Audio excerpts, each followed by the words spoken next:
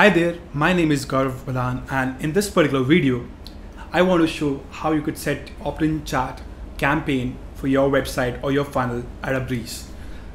To begin with, whenever you log into OptinChat, you'll see this kind of menu and it will say campaigns.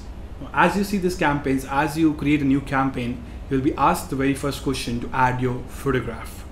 All right, it's very easy to add your photograph. Just choose one and you're done.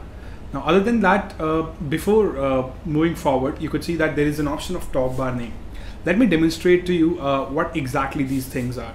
Now, if you see on top right here, you could see there is an option which says, this photograph is there, and then there is Gaurav Balan. This is how, like, in reality, OptinChat looks on your website. All right. So first, you have to go ahead and give a top bar name. For example, I'll just go ahead and say Gaurav Balan. Next thing which you'll be asked for is intro text. Now, this intro text is really something which is very important with regard to OptinChat, because this is what creates curiosity.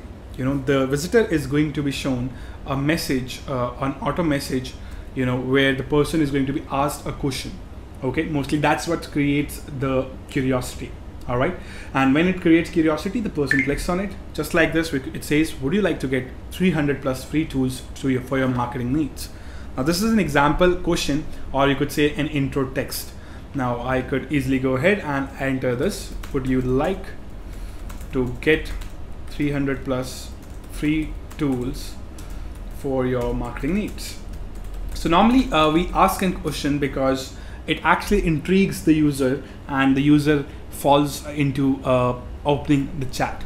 The next thing which it says is opt-in question.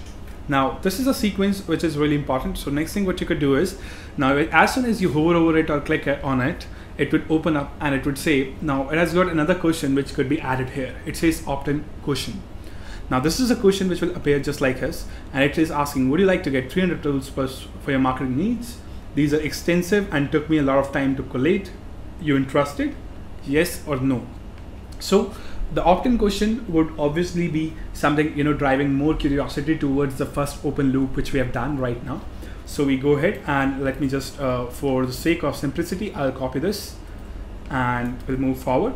Then you could go ahead, these two speech bubbles, which are yes and no, these are by default. Okay. So the person could say yes, or the person could say no, right? So the reply for no could also be just easily. So for example, if I say no, then, another question would be, you could just go ahead and maybe you could tell them or give them something else which they may be interested in. At the first place, they might go ahead and, opt in for some other freebie, perhaps. So next thing is email question. When user clicks yes, you have to collect their email ID, right? So for example, right now here, if I go and say yes, it will ask me something, a question, another question. So it will say, great, can I have your email ID? So what you could do is you could go ahead and ask for the person's email ID right here. And then you could say that I will not sell or your information ever.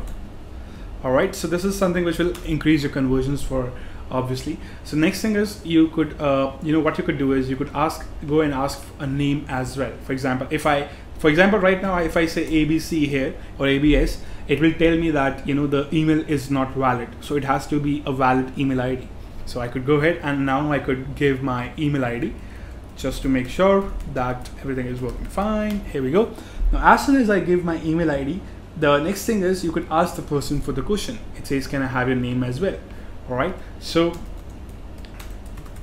what you could do is, now, understand this very importantly, that now since the email ID has been collected, the email has already been submitted to your autoresponder, which you may have integrated with OptinChat. The user does not really have to reply to this question as well, but the user has already replied, meaning, he's already in a sequence of replying. So now you could go ahead and ask more questions. This is where OptinChat is really powerful, because in other opt-in forms or pop-ups for that matter, if you increase the number of fields, then perhaps the conversion rate would be going down. But in this case, if you go ahead and collect more information after this question as well, your email is already been collected, so the drop-off would be almost negligible. That's what the power of OptinChat really is. Now, next thing what you could do is, like, if it says, let's say, my name is Gaurav, call me Gaurav. Now, after this, the person is done, you could go ahead and ask another question as well, or you could just say thank you. All right. So another question could have been possibly, this is mobile number question it says, but it's optional. So it can be mobile number or it can be any other question for that matter.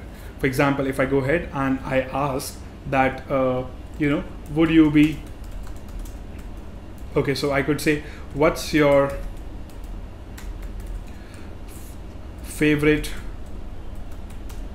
tool?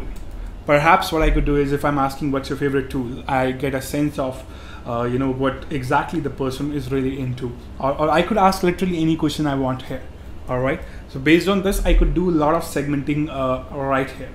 Now, other than that, you could also have a thank you message once the person has entered his email ID, just like this.